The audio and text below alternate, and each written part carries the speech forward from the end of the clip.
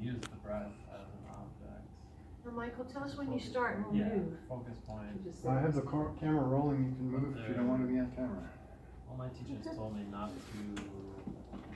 concern It yourself. doesn't matter where we are, Michael, just So pick a yes, spot. if you want to sit on the wall for back support, if you want to lay down, or if you want to do cross-legged, whatever. Like I say, I kind of am partial to laying down when we do breath work. We'll help you up, don't worry. I can get it, this is not very pretty. I think we can all relate. Oh, you can. Would you rather lay on this? This one's nice, but it's slippery. So assume the position. Well, I'm going to give a short talk first, just to kind of Okay. let you know what's up. So this is called breath work for entheogen-assisted therapy, right? I'm an assistant with a person who's an experienced therapist, and we work with people who are using entheogens and pretty much specialize in working with trauma work.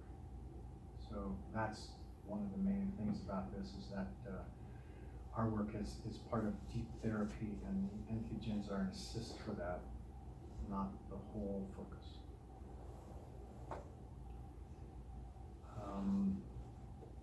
And what I kind of like to say is that if people really need help, it means that essentially what trauma is a stuckness. It's stuck and caught in a defensive situation, a nervous system posture. And as a result, all sorts of transformational or therapeutic work basically won't happen because the system is frozen. So what an entheogenic or entheotropic or holotropic state will do is unstick that and allow the process to proceed. It doesn't change that much, and it doesn't install things that we need to work on or develop that we didn't miss. So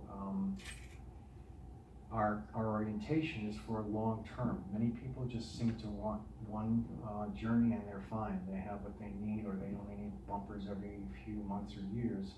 But this is more for the support of an ongoing work when you find that you're stuck, or you just don't seem to be transforming, or whatever you consider your personality patterns don't seem to want to move.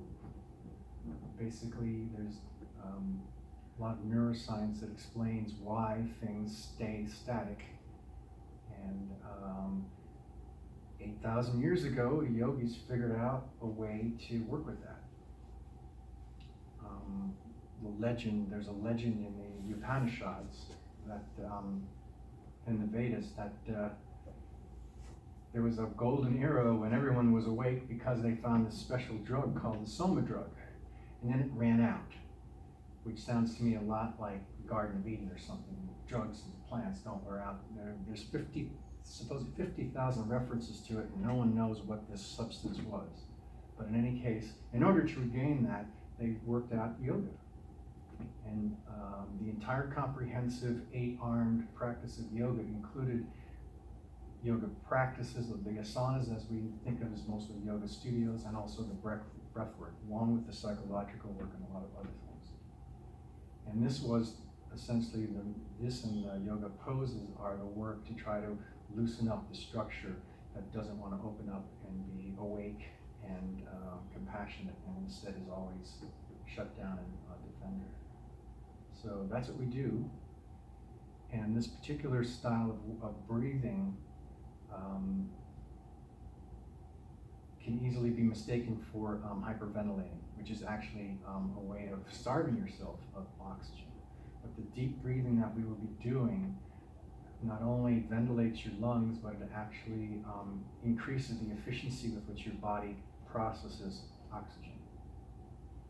And then another funny trick to find out is that the composition of carbon dioxide in the air right now is about 100 times less, or 1% of the concentration of carbon dioxide in our blood. So the idea that having carbon dioxide in our blood is bad, or an alarm situation is quite incorrect. In fact, there's a well-known chemistry that your body cannot process and absorb oxygen without the presence of carbon dioxide. That's why your system keeps that level so high. On the other hand, the habitual short, shallow breathing that we do tends to put too much oxygen in blood cells but not get it into the cells themselves as they need. So this procedure is a way to do that, and there's actually, for 50 years, there's been research actually verifying all this stuff, whether or not the old yogis explained it correctly or not.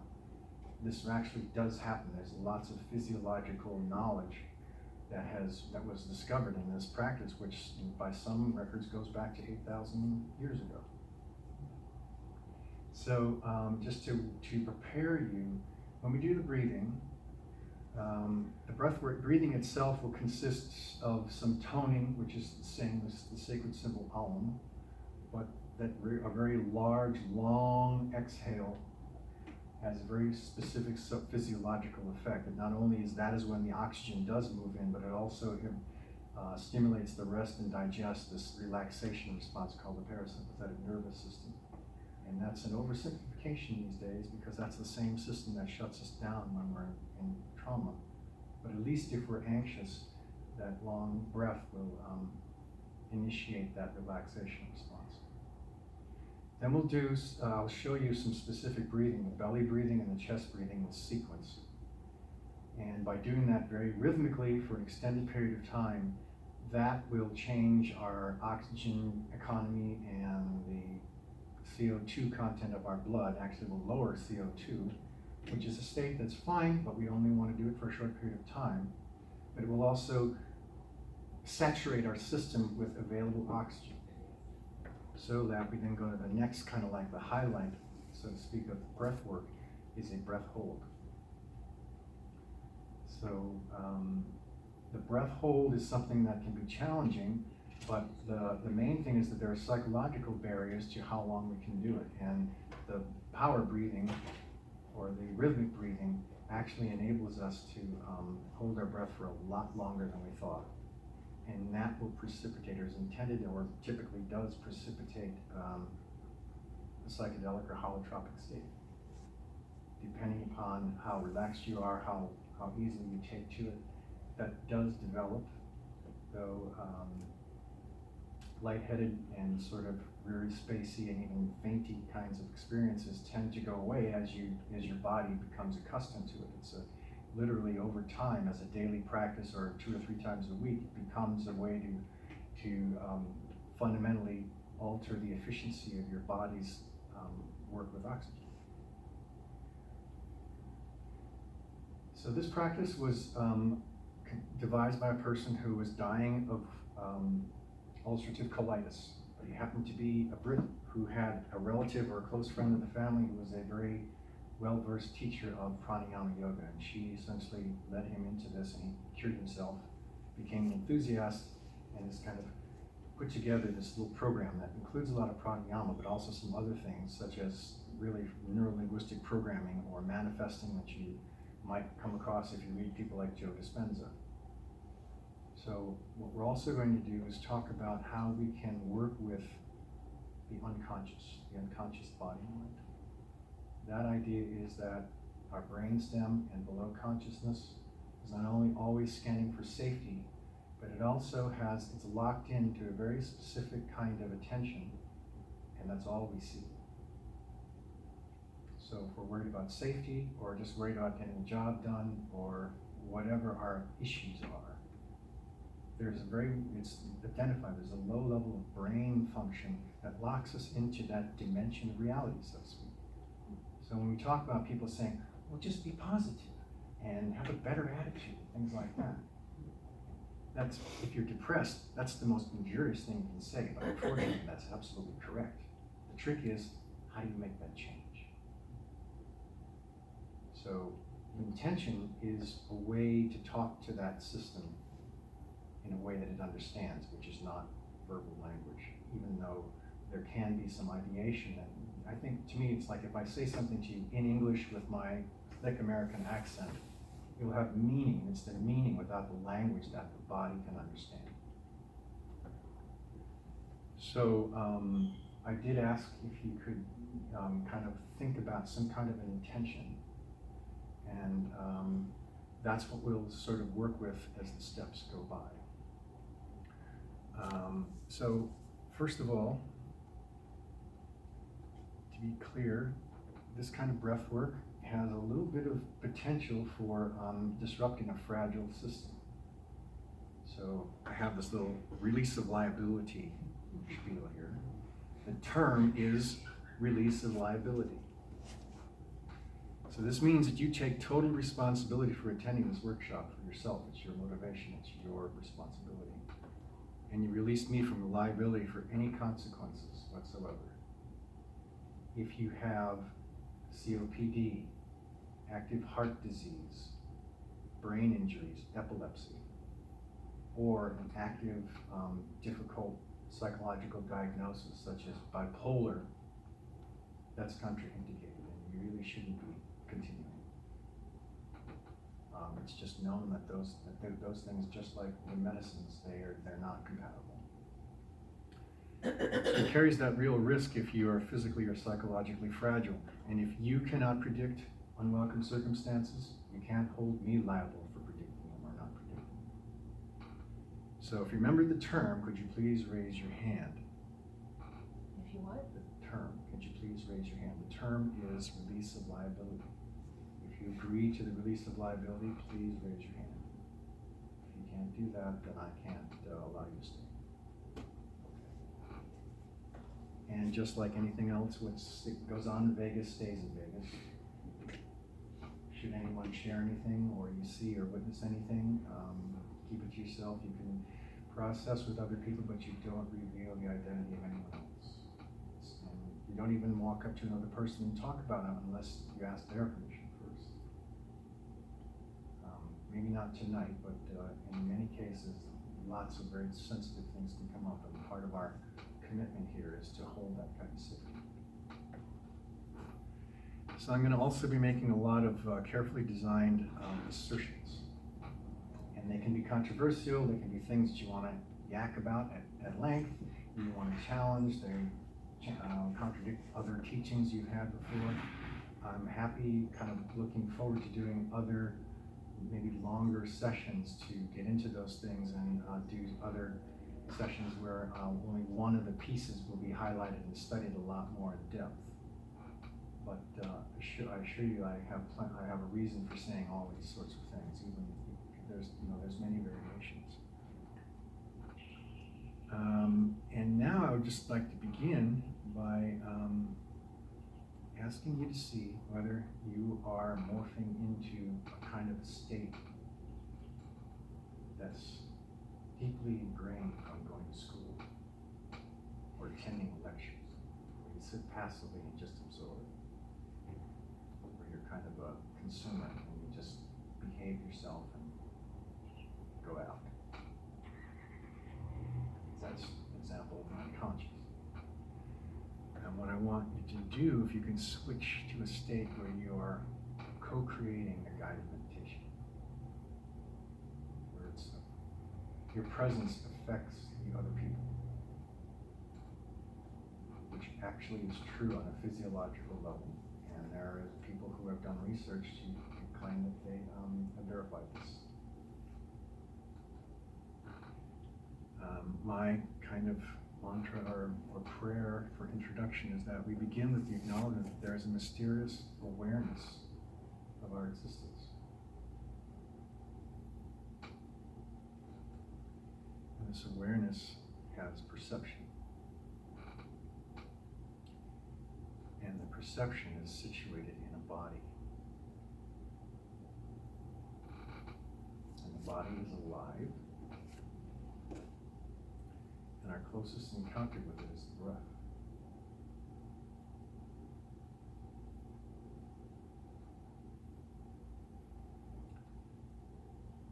The joy, suffering, creativity, relationship, everything that we experience are actually situated in this body.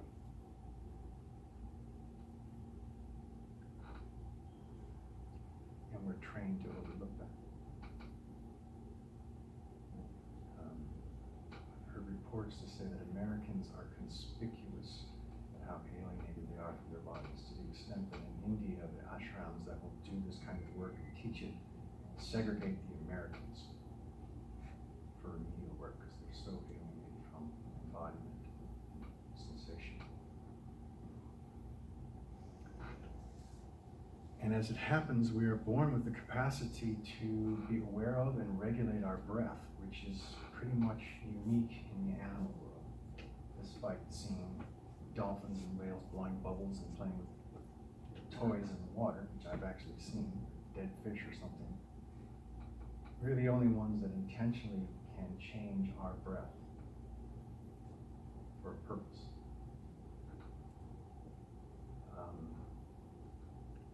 The words spirit, spiritual, respiration, inspiration, and conspire are all related to that word spirit, the Latin spirare, I think. And in fact, for us, it's interesting that there's a specific date when people in Europe started gathering in coffee houses and breathing in a way that the kings and queens and other power-possessing beings did not like. It's called conspiracy since then. But prior to that, conspiracy meant to conspire, to breathe together. And it's a very ancient group practice. That's where they understood that there is actually something from our magnetic fields and our subliminal perceptions that affect each other. We can actually encourage each other to enter into a state of coherency with our brain oscillations, our pulse, our blood pressure, our heartbeats, and our breath. That's why people do it. That's what chanting actually originated from in this line of thought. That's why we sing, where people have such a strong affinity to sing. And it's even supposedly demonstrated that 3 people who are already in coherence can influence a stranger just pulled off the street, sits down, and he will go into coherence too. That's a state where our whole system with all these oscillatory rhythms become harmonized. Without that, they're chaotic. And the chaotic state of our emotions and our body and our minds reflect that.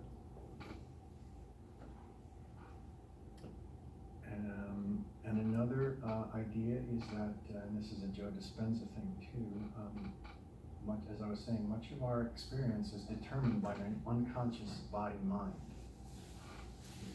It was absolute dogma for the first century of the existence of psychology that there's no such thing as a body-mind. It's all up here, and everything that goes down below the collarbones is of no consequence. And all of a sudden they found that they were wrong. And all the Buddhists said, yeah, we told you. But what now we understand it is, as I was saying before, that mind actually scans for safety, it scans for patterns, and the amygdala is the example of the sort of a reptilian brain that actually sees anything that makes the slightest resemblance to a predator or something that it already has experience with. It says, that must be that in my environment. And then it's always scanning just for those sorts of things. So we have a very narrow range of what we can be aware of. So part of the breath work and the state that it encourages is to allow us to quiet that habitual activity and then influence that animal. But we also have to calm it and make it feel safe and confident that we're not threatening. So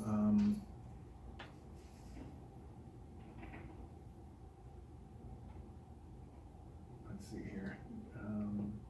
Primary way is through the way the sense of defense.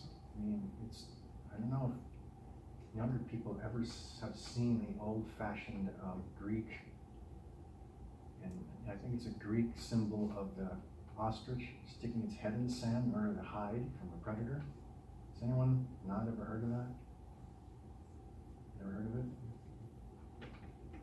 I think it's something like an Aesop's fable, but it was You know, before the internet, it was sort of like one of the cultural icons where it's, of course, only humans do this because animals would never actually be able to save themselves from predators by just sticking their head in the sand. But it means take blinders over your eyes and suddenly the danger is gone.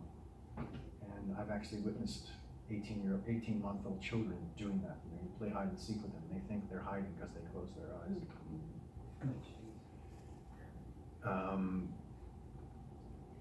But the way to make us feel, make ourselves feel safe is a physical sense of tension and holding, and that becomes so habitual that we don't even notice it.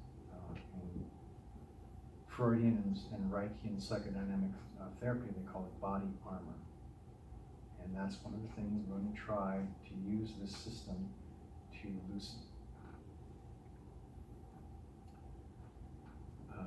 And my experience is that the breath becomes a hypnotic suggestion that maintains it.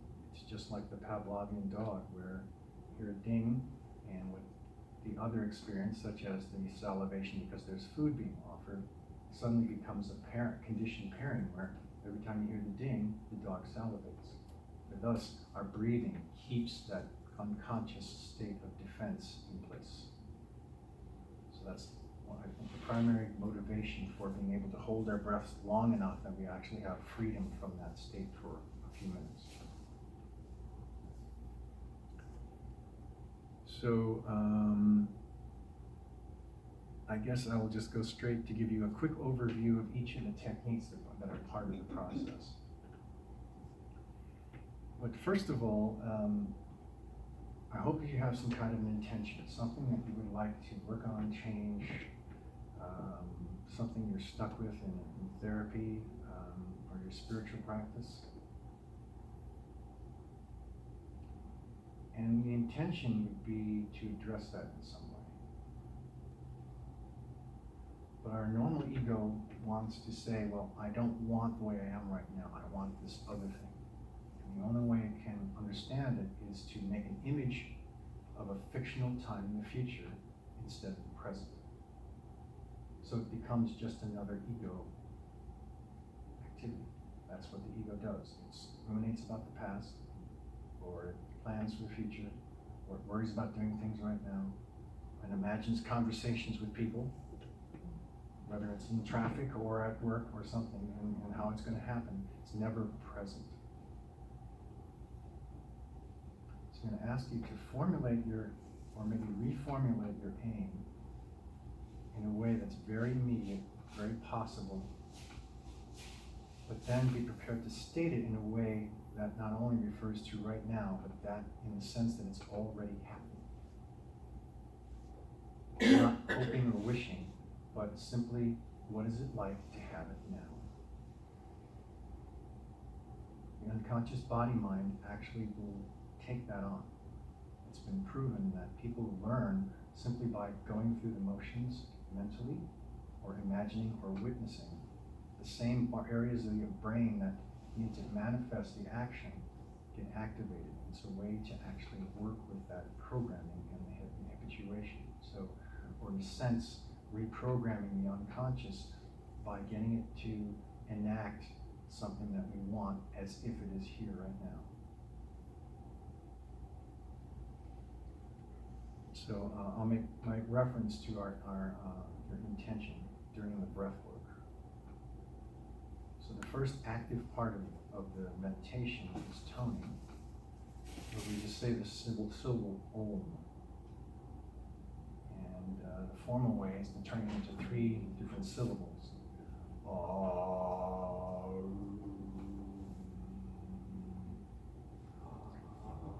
What we wish to do is train our attention to feel the vibration that our voice creates in our body. It's a different kind of attention even than listening to the tone and worrying about whether it's in tune or whether it sounds like it. It's body awareness, it's somatic presence. And we'll do this a few times as part of a very deep out-breath after a very deep in-breath. And as a daily practice, this is something that you can spend any number of minutes on as a way to break the habit of not being aware of the body, and creates the sensation. An extra step is to pay attention to where in your body you can feel the vibration. And particularly the all tends, if you have the right tone, to activate the lower abdomen. The oo is for the chest, and the is the way you can actually move the sensation around in your head. Of course, they're all there at the same time, but those can actually focus in those different segments of the body. So the next thing is the actual breathing, which we'll do for extended periods of time, several minutes. We breathe in a way that's very rhythmic and very consistent. It's meant to both relax and also oxygenate our blood. But the rhythmicity and consistency actually has this profound effect of synchronizing the body rhythms. So even though I will be encouraging you to breathe in as much as possible, relaxation is more important. If you are trying to keep up with the rhythm, and the rhythm, I'm going to be playing the rhythm that's actually like an electronic dance track. Not a big hit, but it serves our purposes. If you're not used to this, you can overwork it and make it a tension source, whereas over time you actually will be able to breathe in a lot more and expire a lot more according to the rhythm. But for now, the main thing is to not stimulate a lot of effort. Stay with the rhythm, keep it smooth, and as we breathe in, instead of going to a big and then stopping and waiting for the rhythm to catch up, it's more like as you begin your inhale, you will notice that there's a certain degree of intensity, and then it tends to fall off. So what we want to do is just keep that initial intensity through the whole breath, through the entire 2 or 4 counts, and the same thing with the out breath, not go and then have nothing left, but rather to keep it for a sustained, smooth, complete exhale for the full 4 counts. And then the other thing is to not have a pause between the changes. Go directly from the inhale to the exhale and vice versa. So it's a sort of a circular, dancey, rhythmic, regular breath. And as we do that, that will hyperoxygenate the blood and reduce carbon dioxide, change your pH, and prepare you to do the breath holds. So when I give a cue, which is sort of a trademark, I'll say now fully in and fully out. So when I say fully in, disregard whatever rhythms you might be aware of, and just as you breathe in, take as full a breath as you can. And I just realized I forgot and neglected to point out that for the in-breath, we divide it into 2 halves. Diaphragmatic breathing in the belly first. And the challenge here is to relax your abdominal muscles and literally balloon them out so that your abdominal contents move as your diaphragm draws your air into your lungs and your lungs expand. Many of us, most people, have a lot of tension here. This is where we carry most of our body armor. And this is a way to relax it. So the idea is for the first beat or 2 beats to balloon your belly out and try to fill your belly as much as you can. Then in the second half, fill your chest and let only the rib muscles fill your chest and relax any tension you feel in your voluntary skeletal muscles, because they do not need to be involved in breathing. That's the other place where we carry a lot of tension. You see people walking around like this and all that, and all these things that they cannot relax. This is a place to find that and release it. So when we're ready to go into the breath hold, I will say fully in, fully out. And the fully in is the same thing, only an absolutely maximal held breath, and then a toning to let it out. Ooh, or om.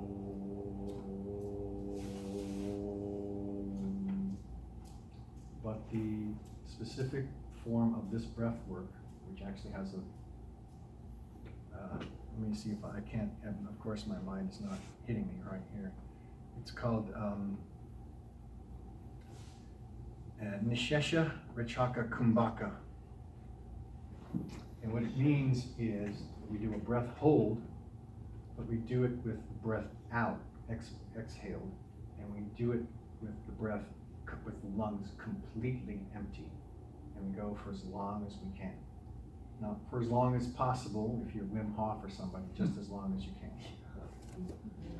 And it's important because that is when the oxygen that's in our system will be used up, and we will elicit a positive stress response that completely changes the way our system uses oxygen more efficiently. There's also a physiological effect. It's very tantalizing. It's not verified, but it's verified apparently in lab rats, that our stem cells actually hide in our bodies, such as in bone marrow and under our kneecaps. And they do not come into our blood system and circulate and repair tissues because at a high oxygen saturation, it kills them. When we're in our mother's womb, the oxygen saturation is like 2% instead of 99%. And that's what allows stem cells to circulate the fetus. And what they found is that once you bring your blood oxygen saturation level below about 80 to 85%, stem cells will be released. I believe that is absolutely verified in lab rats, and there's good reason to believe, like any lab rat research, that it probably applies to humans.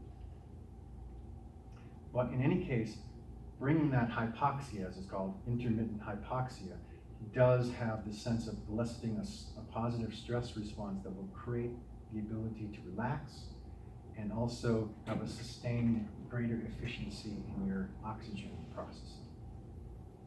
So I will count for you. Certainly by 90 seconds, probably by 60 seconds, you'll start to feel an urge to breathe. So there's a reason why people can die in carbon monoxide or natural gas. It's because your system actually does not know and does not have any way to measure what's in your lungs. It doesn't know. There's nothing that says there's too much carbon dioxide, not enough oxygen. That's not a possibility. It's only a conditioned response to have fluid moving in and out. And that's what makes us panic when we stop doing that for a while. So this tradition has a trick to work with that. You take short sips of air 2 to 5 times and placate it. And you just play with it and you see whether it works for you. And I'll demonstrate. And as I'm getting to the point where I have an urgency, I gotta breathe. Let's go.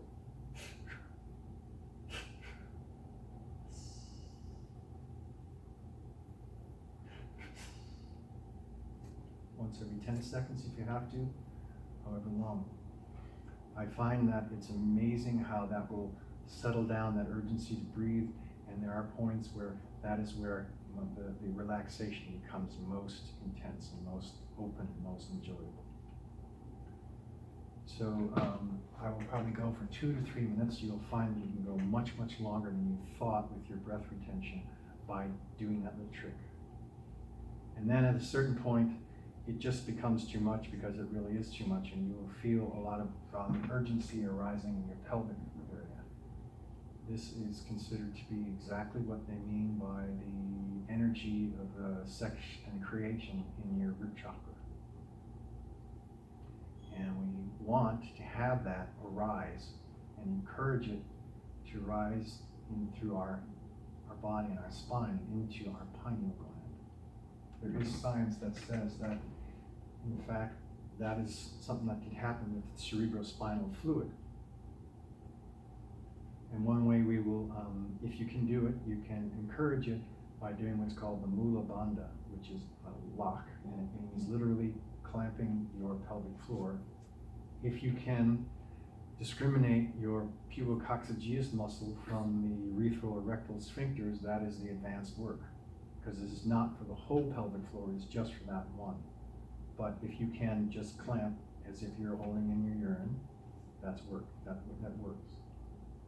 In fact, you can do this on every in-breath of the entire repetition breaths, but if that's too much to concentrate on, too much of a distraction, then just leave it for advanced work.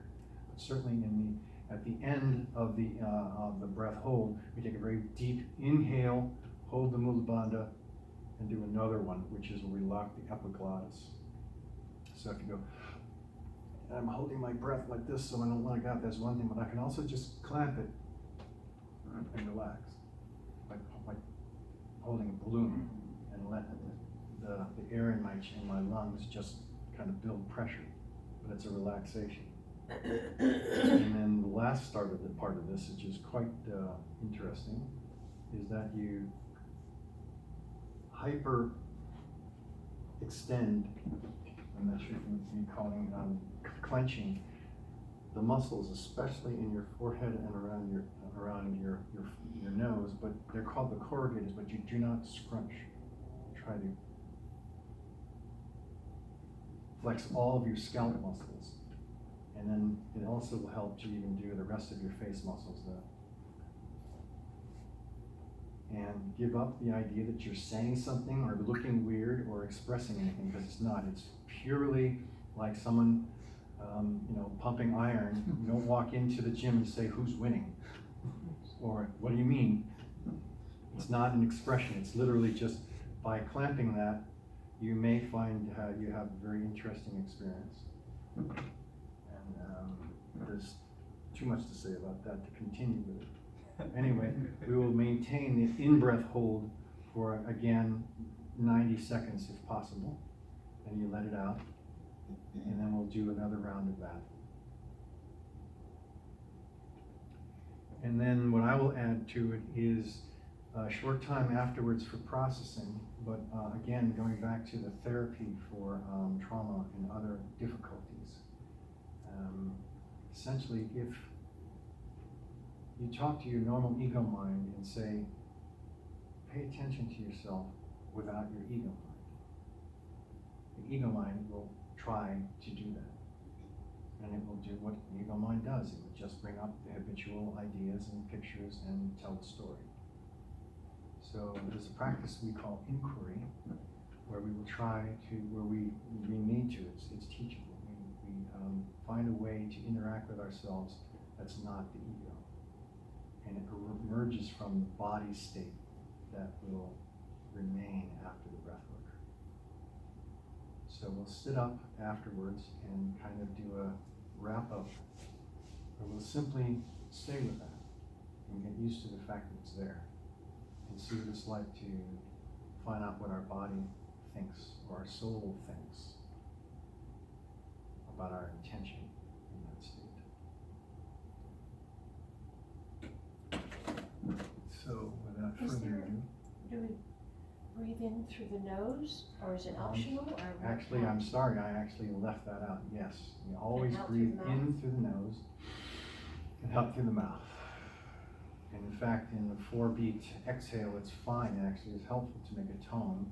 But it's just a very, very simple, not expressing anything, not performing anything, not trying to make some kind of a symbolic something. It's just by engaging the larynx, we actually put a little bit of resistance to the exhale, and that prolongs the exhale, which allows the oxygen exchange to be more efficient. Yes. Are there like certain settings that are more, I guess, beneficial for certain like states, or like, are you looking like, is lighting and things like that help as well? I don't know. Well, I think the gold standard for these guys is to go to a retreat in Thailand, actually. But of Or course, like indoors, outdoors. a distracting, harsh, or unsafe environment is the obvious extreme. Familiarity may be helpful and supportive, and it may have the opposite effect of just kind of lulling you to sleep. I'm going to intend to try to hold these at yoga studios or downstairs. They have a nice yoga room. Another person in the group, Jeff Falkenberg, is actually, as we speak, doing his like 7th or 8th breathwork session, but on the east side on William Street, which would be impossible to get to at this hour. So, So before we start, Mhm. in case there were anything that happened or occurred, does anybody know CPR? Just in the event. Good question. Okay, I mean, I'm a nurse and I do know it, but if I'm the one. It's to the beat of Staying Alive, it's 100 compressions a minute. If you didn't know, it's actually a truth statement. The Excuse me? song Staying Alive, or Yes. my roommate's the lead respiratory therapist for all of Providence, Oregon, and so but that's how they train. It's actually, when I was a kid, like in the 70s, it was like 5 compressions and you wait 5 seconds and people likely got oxygen death and died. Now it's 100 sustained That makes compressions. Hmm. And it's weird how it actually changed. I'm surprised anyone Staying lives alive. from when I was learned as a kid, but There's gotta be some sort of higher power that figured that all out. yeah. What's it? Thanks for bringing that up. Just in the event. Yeah. Okay, so let's get the show on the road here. So now are we gonna lay back or? Right, so it's up to you. You can get a chair if you feel you'd rather have a chair. You can sit up cross-legged or any way you want. I would suggest you just take the opportunity to lay down, and because you can relax your lower back muscles much more easily and your abdominal muscles therefore during the breathing. Can we turn off the overhead lights? Yeah. Yeah, I guess so. I've never.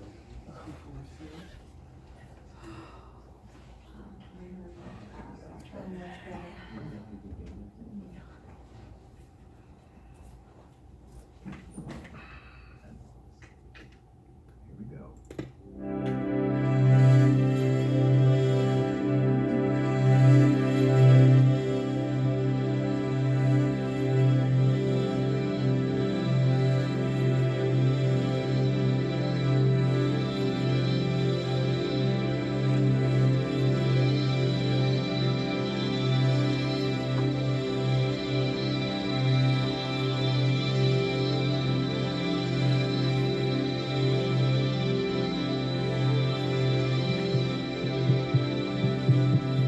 So now just breathe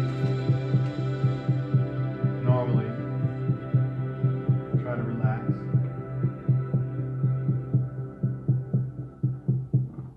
Now breathe in. Just to count of 10. Your belly and your chest.